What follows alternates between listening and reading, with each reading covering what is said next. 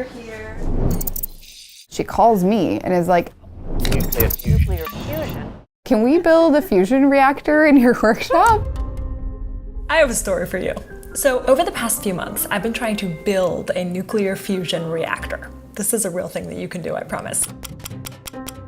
It all started because I kept seeing these headlines about nuclear fusion, and I was curious, like, what really is it? Why don't we use it? So I called up the CEO of a nuclear fusion company called Helion. He showed me how right now, researchers can do nuclear fusion. As in, they can smash atoms together and make larger atoms. So as this camera was capturing this image, fusion was happening in the white spot in the middle. That's correct. And so you're seeing now the fusion process happening directly. But he explained that the big problem, the reason you're not using fusion right now and everyone seems to still be working on it, is that we can't get more electricity out of that reaction than we put in to make it happen. Cool, got it. Hard, interesting problem. But at the end of this interview about how difficult fusion was, I still had one big question. Every couple of years or so, I hear about some 12-year-old kid that did fusion in their mom's garage. What am I actually hearing about when I hear that? It's very, very easy actually to build a small fusion system that builds a high energy beam that collides and does fusion. So obviously my reaction was, how easy? Because I'm not very good at building stuff, but I have a friend who is. So you had that interview with that CEO, and then she calls me and is like, hey, how's your workshop? Can we build a fusion reactor in your workshop? That's Simone Yech, inventor, builder, YouTuber, friend that will allow me to ship nuclear fusion materials to her workshop.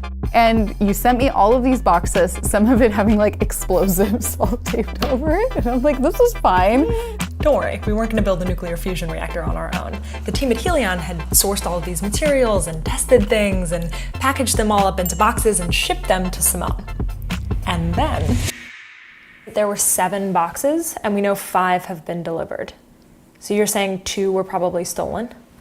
2 boxes got stolen from outside of Simone's house.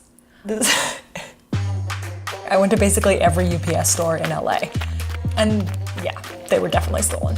Which means there is a thief running around LA with parts of a nuclear fusion reactor. And don't worry, they can't do anything with it. It's like misshapen bits of metal, but still. So now we have an incomplete fusion reactor in my workshop. We're still working on it. We're gonna make this build happen. But in order to understand what Simone and I are actually trying to build, and to understand when you might be able to use fusion, we need to start at the beginning.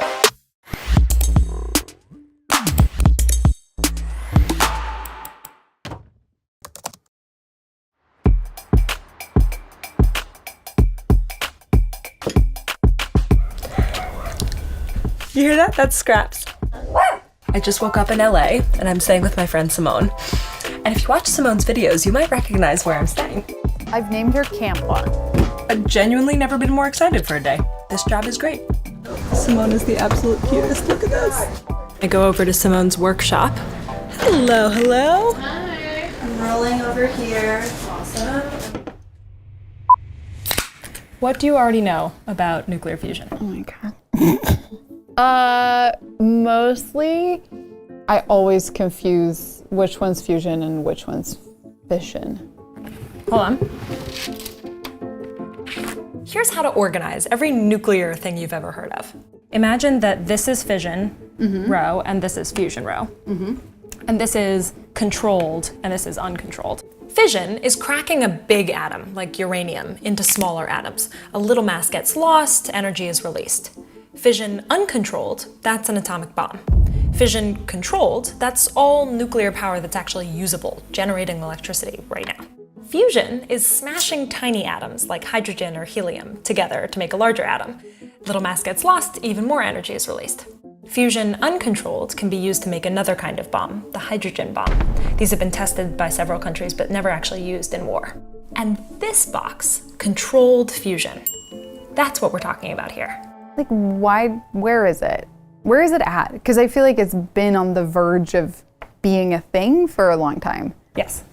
Wait, pause, rewind. That ring on my hand is a Gen 3 Aura ring. I got it a couple weeks ago, and it monitors my heart rate during the day when I wear it. But the thing I like best about it is that it monitors my sleep at night. And after a while, it started giving me recommendations to get better sleep based on the nights that it could tell that I'm sleeping well. It's really incredible how much technology I'm holding in my hand here. And it all fits onto this tiny little ring. It would also tell me things like if my temperature were unusually high, so I could tell if I was getting sick before I might normally be able to tell. Anyway, if you want to try it with me, you can click the link in my description. I really like it. I think you might like it too. Nuclear fusion. Could this provide energy which is cheap, clean, and inexhaustible? People have been trying to do fusion and get electricity for a really long time. But now the threat of climate change and the need to find more clean energy sources is making this much more urgent. It's hard to compare energy sources while they're still being developed, but we're talking about millions of times more energy from fusion for the same amount of mass than from fossil fuels. Fission has a similar energy density, a little bit less, but fusion comes with fewer safety risks, namely nuclear proliferation. Proliferation, nuclear proliferation. Namely nuclear proliferation. Jesus Christ.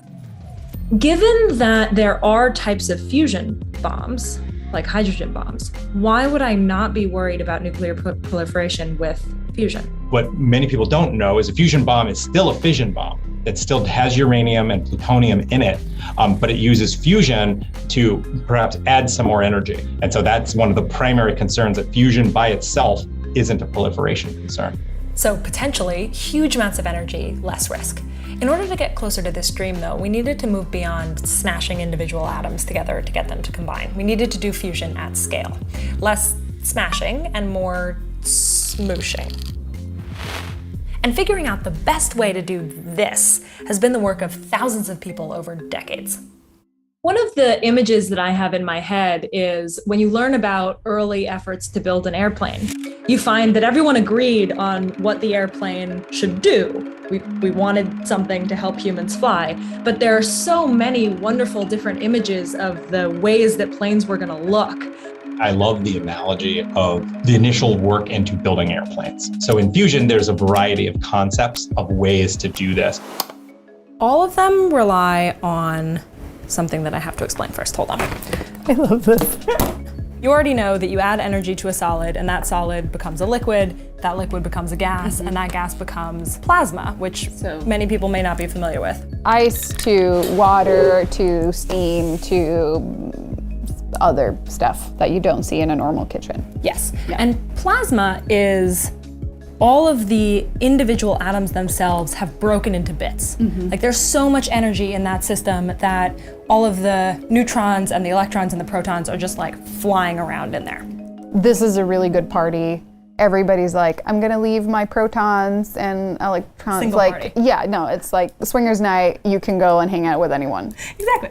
But the question is, how do you keep plasma confined and pressurize it enough for a long enough time to actually make fusion happen? If that is atoms or like electrons kind of falling apart, like we wouldn't have any material that can contain that. Do we? Well, there's one place that fusion's already happening a lot. The sun. There are three big methods that we know can confine plasma enough to make fusion happen at scale. The one that powers the universe, and most, if not all, of the energy in the universe right now comes from fusion, is gravitational confinement. It's so large that the gravity pulls it in, pulls that plasma in, and compresses and heats that fuel to the point where it actually starts to fuse. On Earth, we don't have the ability to build very large systems that have gravitational confinement. So what we do is now a variety of using electronics and magnetic fields and other techniques to try to pull that plasma in. I've heard about like magnetic fields and using that to keep it in place since it can't really be in contact with other things. That's the first method that we can actually do, magnetic confinement. This involves a machine that you might have seen pictures of. It's called a tokamak. You heat that fusion plasma that circles around, that's well confined, until it finally gets hot enough that it starts to fuse. However, there's another version. I genuinely cannot guess. What would it be? What could hold it in place? Yeah, I mean, do you have a guess? If you guess this, it would just be... Oh, now I really want to guess it. No, I can't guess it. Inertia. Another big approach is called inertial confinement. And in inertial confinement, rather than trying to copy what's happening in the sun, where you're holding steady a fusion fuel until it heats and begins to fuse. Now you compress it very quickly, as fast as you can, on the order of a billionth of a second. Shooting lasers at your plasma so that it gets pushed together very quickly, and then things fuse, and then they can't hold it there for very long, and So it's more, instead of just having a continuous plasma soup, we're having all these little plasma blinks. it's like gravity, magneticism, and lasers. And this is, I'm the plasma. There are other variations on this. So the company that I interviewed the CEO of is doing a mixture of magnetic confinement and inertial confinement, magneto-inertial confinement. So you get the confinement, you get to hold on to the fusion fuel just like the sun does, just like magnetic confinement, but you get the compression just like inertial confinement does. This is what it looks like. This is their fusion reactor. This probably is over the course of many hours. This is the pink light that gets emitted when you do fusion. It looks beautiful. I don't know. That's wild. That's the plasma. What you're seeing in this progression of images is this plasma being injected from one side of the machine, compressing down, increasing in pressure and temperature. It's getting brighter, and then it starts to expand and gets a little darker. This is a man-made star. You're doing fusion, and you're doing it here on Earth. That's awesome. I love my job. This is a really cool job. It just feels like fusion is that thing that I'm hoping that like our grandchildren are going to be like, wait, you didn't just have electricity at the ready, like you had to burn fossil fuels? Ew, like you can just fuse atoms and then we're fine. But like, what's the catch? Because like it sounds too good to be true. Okay, there are a couple catches. The first is that the materials that you need to do fusion aren't just your normal hydrogen and helium. They don't have the same nuclear proliferation concerns as fission materials do, but some of them are rare and hard to find. The two kinds of hydrogen that are most common used in fusion are deuterium and tritium. Tritium is rare. If we can't get enough tritium, you can do it with helium-3, which is a kind of helium. Yeah. Also rare. There's a controversy in the community that does fusion on like what the best materials are and which ones would scale if we wanted to do this for millions and millions of people. But the most important catch is it doesn't work yet in the way that we need it to. Like all of the fusion methods that we as humans can do take more electricity to make happen than we get out of them, which is kind of the point of an energy source. However, and this is for people that get cynical about how long we've been working on fusion. Sounds too good to be true, right? And that's because it is. Just another empty promise. Decades away from effective nuclear fusion. Just think about electricity itself. We understood that a charge could carry energy all the way back in like the late 1600s. But it wasn't until the 1800s that we figured out how to use it. That's way longer than we've been working on fusion. And plenty of people spent the time in between calling it a useless pipe dream. And the stakes of getting fusion right today couldn't be higher. There is a real need to focus on climate change. Fusion could be the answer to our energy needs. Fusion has enormous potential. I am really curious to see what the societal impact would be of having energy that would potentially be very cheap. I mean, obviously we humans are very good at hogging resources and gatekeeping in different ways, but I'm really hoping that it could be a beginning to like not having energy be so hard to come by. And the way that it would change how you think is just totally profound. Like imagine what you could do if you didn't have to weigh the energy cost. Imagine like the total amount of human suffering that you could reduce. And then beyond that, like how you could just experiment to make people's lives better. To me, that's not just a reason to research fusion, it's a reason to invest even more in making this dream possible. It's a reason to try. Speaking of trying. She calls me and is like, hey, how's your workshop? Can we build a fusion reactor in your workshop? And I'm like, yeah, sure. And you sent me all of these boxes. So now we have an incomplete fusion reactor in my workshop, but we will just have to leave that for another day. But it is going to be another day. It's going to be in a couple weeks. Oh, yeah. It's not going to be 30 years in the future that we build our own tiny little fusion reactor. Part 2. Coming really soon. They don't have the nuclear proliferation concern. Nuclear proliferation, why can I not